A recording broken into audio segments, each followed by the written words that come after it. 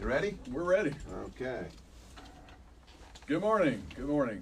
This is Larry Gessel, Gessel and Associates Insurance Agency, and today our show is called The Inside Look. I'm joined in the studio today with a couple of friends, Michael Morris, Morris Media, and Dustin Blake, attorney, Blake Law Firm.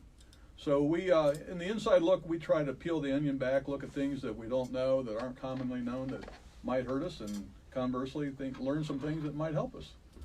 And we've invited Dustin in today to talk about a topic that I think all of us at one time or another have been concerned with, and that is whether or not we had one too many drinks or not before we got behind the wheel of the car. Perfect show for a Sunday morning. Yeah. If you've been pulled over, arrested overnight, Dustin's your guy, but you should listen to the show beforehand, right, Larry? Oh, absolutely. Absolutely. Dustin, why don't you say hello to the people? Morning, my name is Dustin Blake, criminal defense attorney. I've been practicing for 13 years in November, drinking and driving cases, drug cases. I do other criminal cases as well, but a lot of my cases involve drinking and driving and drug cases. So The party plates. the party plates. You know, That Dustin, you try to avoid naturally. Right? You don't see those as often anymore. The party plates. I mean, I drive my daughter around and I explained what that was and she was pointing it out, but when we were walking in a parking lot I said, stop shouting that out. She's 5 years old. Party plates. I'm like, they're still going on the car. What state has the party plates? There's actually a state that actually has yellow plates. Well, I think You see those more Yeah. often. what does Ohio have? I thought those were the yellow plates here. Well, no, there's a state that actually their plate is yellow. Right. I think New Hampshire and New York have those yellow plates, but I just assumed everybody in New York was an alcoholic, so I didn't know. I don't travel that much. What are they here? What do they look like? They were White. yellow. Yeah, but I mean, there are cars that you just know driving around, have certain Right, bumper stickers, right. you go, I know they spent some time in court. Yeah. Well, you know, it's funny.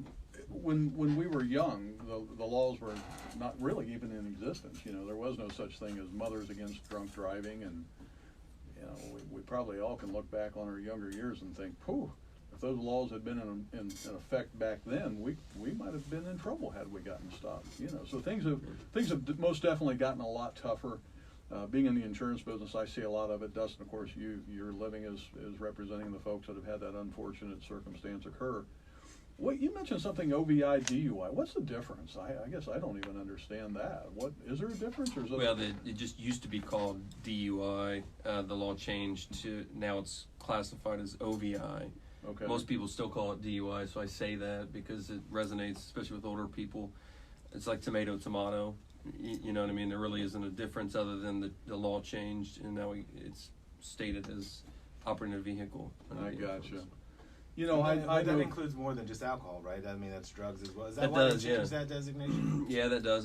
And most people don't know that. And now what we have are police officers who are trained in drug recognition. It's called DRE, drug recognition experts, where the classical instance is you get pulled over and they start looking at your eyes with a pen, and then they're asking you to walk down a line and stand on one leg and do all of these things, which are really kind of silly, you know, when you think about it. If I asked you to come outside, stand on one leg, you'd be like, shut the hell up, I'm not going to do that, Well, right? Dustin, I'm very I athletic. see I him can do hop that right now. I see him hop like a chicken in our Yeah. business networking meetings all the time. Right. I'm here for the pen test, if that's what we're doing today. I give it to you, certified in it. But now we have police officers who are actually being trained to recognize whether or not you are under the influence of drugs. So they've taken these classes and they get certified in that, and what they do is they look at your tongue to see if it has bumps on it, and it's pretty new, so you're looking at me like, why is a police Right. officer able to look at my tongue? They're not a doctor, right? But that's a newer thing that's emerging here and in other states as well. So can I, you said in the lobby, you don't have to blow for those tests. Can I refuse to show my tongue? Yeah, I mean, most people don't understand that when an officer asks you to get out of the car, it's a consensual thing. Do you mind doing this? It depends on the officer that you get. I mean, maybe some are more forceful than others about, hey, I want you to do this testing. You need to do this testing. But really, you don't have to do the eye test. You don't have to do the walk test, especially if you have some physical impairments or you don't have good balance. Why would you do those tests? Especially if you're Yeah. drunk. Yeah. Because now you really don't have your balance. No, I'm just kidding.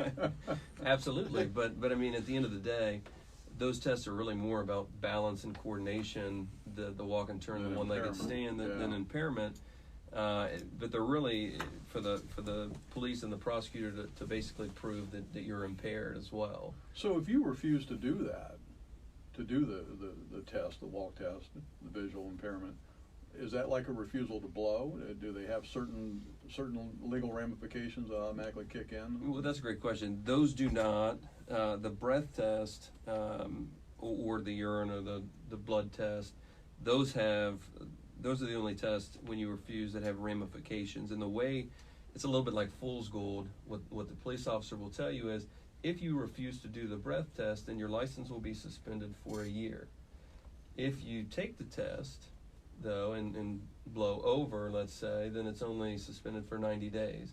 That's generally the way that they get you to take the test, but that's misleading or false. I shouldn't say false, it's misleading in some regard, because as soon as you resolve your OVI case in one way or another, then the license suspension that they're talking about, that 90-day or year-long license suspension, that goes away, and the court imposes their own suspension, which is generally speaking a year. It's a year now, so you were talking about the laws changing and getting much, significantly worse over time. In most recent time, a year or so ago, it changed from 6-month license suspension for your first offense, OVI, DUI, and now it's a year. So the penalties keep increasing and changing, but you called that Marcy's Law or something? Is that? Yeah. That was the legislation that was passed to increase the license suspension, among other things. The party plates, the whether or not there's this thing called the interlock that you blow into. Oh, that's the thing that's on your steering wheel. Correct, yeah. So have you seen like 40-Year-Old Virgin, the movie? Yes. Yeah. You have that sort of scenario that has come a lot more into play in recent time.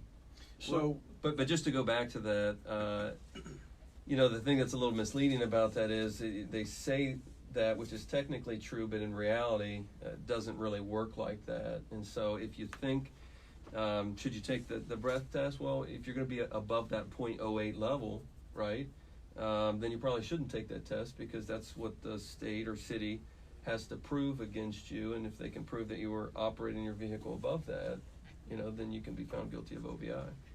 There, you were going to say something. well, that was going to be my question at the end of the day. Do you blow or do you not? So I guess, and that's a hard thing to, if you're already impaired, to be able to think that through, and the adrenaline spiking, and you got the whatever going on, Right. Lights are flashing, and how does a person? I think everybody that I've talked to that has had that unfortunate experience believes that you don't blow, but it sounds to me as if laws have changed where you can actually be more punitively penalized, so to speak, for not blowing than you would if you blew. But then again, you're saying, well, if you do and you're over, they've got an ironclad case against you. You're toast. Well, you're pretty much cupping yourself if you know you're You're over right, and you're like going to do it. There's no reason. You want to add a little bit of suspense and some mystery if you're not doing it. Yeah, it's a pretty loaded question. I mean, that limit's pretty low. If you've been out, it depends on your weight, how much you've had, when you drank, all that stuff. So to definitively answer, whether or not you'd be over that limit, that's a very hard question to answer. You should call me, right? And then I can whether it steer be you 1 through in that. the morning or 2. You can, and I've done that. I've done that many times. Do people call you like? Absolutely. Yeah. I mean, they're calling you from outside of the IHOP, going, "Hey, I got pulled over. What do I do?" Taco Bell, generally speaking. But. Well, I mean, that's the place to go. White Castle. That or White Castle. Shout out to those places where you get OMDIs. But in your business, what I was thinking is, Larry and I had a conversation about somebody that came to him about insurance, and this guy had like more DUI and red flags. Like, Larry, in your business, how do you have to have state minimum coverage, but how do you insure somebody like that? It can be very difficult. There are limitations that get placed on people that have had these problems. There are certain insurance companies on the personal line side, personal auto. The courts oftentimes will mandate an SR-22 filing, and there are a lot of insurance companies that won't even offer that. Can you explain what that is? Well, it's a requirement for the insurance company to provide evidence of insurance to the court to mandate that this person does have That financial responsibility. That generally speaking occurs when you're pulled over or get a traffic ticket and you don't have insurance, then you get penalized and you have to carry this SR22 because you get a suspension from the BMV. Yeah. I've heard of So- SR22s a lot for people that don't have insurance or have a DUI. And a or lot of your something like preferred underwriters just don't even offer it. They're not a non-standard quote unquote insurance carrier per se. So we know we can't even turn to those insurance companies to hopefully get the best rates for those people. So that's one problem. A larger problem can occur when a guy drives for a living. If he has a commercial driver's license, commercial insurance takes a real hard stand on that. 5 years, forget about it. You're not going to be on that policy. So there are guys that lose their jobs. If they can't drive, they're not employable. And that's a real cold, hard reality for a lot of people. Dustin, do you get a lot of those? I was just thinking, because the reason I ask is we did some work with a trucking company where they were trying to recruit. And right now, hiring drivers is such a tough thing to do because there's not enough of them. But then you have to weed through and you find out a guy had, a DUI when he was 21 years old and he's 27 now, and they can't pass these inspections or whatever. They can't get hired. How does somebody deal with that, like in your world, Dustin? How do they deal with it once they get to you? What's the likelihood they can pursue a normal life and actually have insurance and not an SR22? Well, once they get to me, it's a lot better than if they hadn't got to me. Right. So 50-50 shot. No, but that's what I'm saying. But no, it's so if you're talking about like a CDL operator, the restrictions on their license, that firefighters, right? So not to make too much light about drinking and driving cases and those sorts of things. They were talking, a little bit about Taco Bell, but people can. You can go out and you can have a drink, certainly a glass of wine, a glass of beer. Maybe you have a second one. You're operating your vehicle late at night, and there's a question about whether or not you're over, right? There's a real gray line there, and I've represented many professional people, and we're talking about professional drivers, right? Firefighters, cops, other people who... Tony Stewart, right? that are out there operating their vehicles, and there's a question about, am I doing something? Because once you get past a certain point in time, then I think the police officers have their radar up as to whether or not this person is operating a vehicle, and they're going to pursue investigating an OVI, a DUI offense, right? So witching hour when they're on high alert and watching. Yeah, they're on high alert basically. Yeah. So what are those hours, just so I know to avoid those things? Because you know where you always see them. You see them on the freeway, especially like 315, and if you're on 315, it's probably Sunday morning when you're hearing this, but you'll see them because that's where all the bar business was on Bethel Road and all that, and people would head south to go home or whatever. But you see them in those same areas every single night, and they're always pulling somebody over. It's not a mystery. You know they're out there. Right. I think after midnight, once you get close to midnight or after, you pretty much got a bullseye in your car to do that. And I've seen cruiser video where, the officers are just kind of, because the video will kick on and they're driving, and then they fishtail around, U-turn it, and do that a couple times. Just kind of perusing the roadway, right. Looking Patrolling. for, a suspected DUI, OVI driver. You mentioned video, and I know you have in the past challenged the validity of video, whether video is present or whether it's missing for whatever the reason, and whether there's been a mechanical failure. I know in the past you've talked about some of the breathalyzers that were known to have some faults in them. I don't know if that was a mechanical thing or whether it was a training issue, but what are some of the things that you kind of look for as a defense? What some of the chinks in the armor, so to speak, of the prosecutor that you try to circumvent and create reasonable doubt, so to speak? I know there's certain things that you're an aggressive guy. You play to win. I know that about you. You're a competitor. You played sports in college, and you were a competitor. You played to win, and you're going to put a hit on them, right? So you play to win in the courtroom. Well, I can't tackle anymore. I try to do that. You can in the lobby. Susan but a doesn't run like competitor's she used a competitor, and I know you play to win. So you're. Well, I played for Mount Union College. Okay. I know when I was there, the teams that I played for won 3 national championships. There you go. So I was pretty fortunate enough to do that. But the OVI is very technical. The whole process is.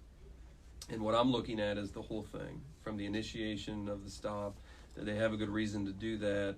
Every test that they conduct on you, did they do that according to the requirements that they need to do that, right? And you mentioned camera. There's a big push. Columbus Police now, every officer has body camera, right? So in addition to just the cruiser video, right, we have all this other camera Didn't think about that, yeah. that's available in much better quality than before. So I used to get an OVI case. You'd have one cruiser video. Watch that cruiser video. Now you get one, and I have like 6 different videos to watch, potentially, depending on how many officers come to the scene, which is a lot more work for me at the end of the day. But the thing about that you should understand is that everyone's kind of evaluating, everybody perceives what they see, and they kind of judge it, right? So if everything's on video, which it is nowadays, you need to be cognizant about that as a person who's being arrested. I think most people don't think about that. So what does that mean? You need to be polite. You need to be courteous. You don't need to be talking, too much or saying stupid things on there, because everything's going to be captured. I can tell you how many times I've gotten a client. They get in the back of the cruiser, cops outside, and they think nobody's really watching. Yeah, smile for candid camera, and right? They start talking about just the stupidest stuff that they could say, or saying just hope they really, don't find that 10 pounds of pot in the trunk. Yeah, I mean, or calling their girlfriend and crying on the phone. Oh, never cry, guys. My family laughs at me. At least not on camera. No. Right? Yeah. I am constantly watching live PD and cops on TV. I'm addicted to it. I love those shows. Yeah. And 90% of these cases all stem from a minor traffic violation. You got a tail light out, or you didn't signal, or something stupid. But it's always giving them the probable cause to start looking. And the next thing you know, the dogs are there and the whole 9 yards. So just one thing leads to another, to another, to another, and ultimately to you. But back to that point, everything's going to be on camera. So from the moment that you get pulled over, everything that you say can and will be used against you. And I've seen Law and Order. I know that phrase. Well, but they don't read you your rights immediately, right? Because you're not technically in custody. True. So for Miranda, you have to be in custody, and they have to be interrogating you. Those are the 2 prongs there. Most people don't realize that they say, well, I've had 1 beer, 1 drink, right? It makes them feel good about, like, they're not totally lying. Right. I gave myself up a little bit, but I didn't do anything wrong. Right, but you're still giving yourself up. It doesn't make much sense to say that, because that gives then the officer more reason to detain you, to investigate an OVI or something else along that line, right? Yeah. I always like to open up, I've had 32 drinks, prove that I haven't. Because then it puts them on the defensive, right? That's the way to do it? Yeah. No, you wouldn't recommend that? Okay. 33 maybe. Yeah. So what is the state of affairs right now in Ohio with regards to marijuana legalization and driving impaired while under the influence of marijuana? I, from an insurance perspective, I see trade journal articles that talk about states that have gone through this, and there's much debate as to what the impact has been on people's driving records and convictions while under the quote-unquote influence of marijuana. But what are you seeing and hearing on that, and where does Ohio stand on that? Well, Ohio is in this place where they either will have an officer who's certified in this drug recognition expert like you field. were talking about earlier, Yeah. with the tongue. And they go in, they do all this testing, and then they ask you to take a pee test, a urine test, right? Which I'm glad to do at any time. A urine test? Yeah, I mean, I'll do it right Alongside the road. Yeah, whatever. At a restaurant, whatever you need. Which is a little invasive, I think. I mean, to take a urine test. I've never taken one personally, but I wouldn't want to. But if you are somebody who smokes marijuana on a pretty regular basis, what will happen is you'll probably be over the threshold limit because it's going to be in your fat cells, in your system. It's going to stay in there. And that is the part that I think is a little unfair, especially these days, with that particular aspect of the marijuana law. In the drug laws, I don't think they really take account of that, but you can certainly be charged with that. You don't have to take a urine test either, right? If you So you can just flat out say, no, I'm not going to do You this. can refuse to do that, right? And to that they would then say, well, your license is going to be suspended for a year if you don't take it, and you go back to that, or that 90-day thing if you take it, and we get the results back and you're over. Wow, that was a bird just flew right in that window. That was It awesome. was impaired. Good thing we insured that window.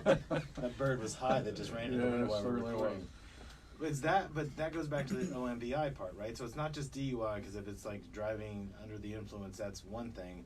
But to me, and I could be wrong, OMVI covers everything. If you're on meth or you've been drinking, it seems like that designation got opened up wider to cover more people. Absolutely. But Yeah. Larry, how does that affect somebody? Have you had somebody come and say, I lost my license because I was smoking a bale of hay that was marijuana? Yeah, and Alex, you want to address that? I don't think most people cop to that. I think that we typically find these things out the hard way. When you I say think that's you true. probably see it as the same. It'll show up as the same OVI, DUI. Oh, I see what your question is. Yeah. Yeah. So there's no distinction on the motor vehicle report. I was just I curious misunderstood because your there's so question. many people that they're overturning these convictions in other states, whether they legalize marijuana. But when it comes Yeah. to being insured or being convicted, that law is changing and it's progressively going through other states. It's going to affect your insurance because what if I lost my insurance because Right. I got caught with marijuana? Now it's legal. Does that get expunged?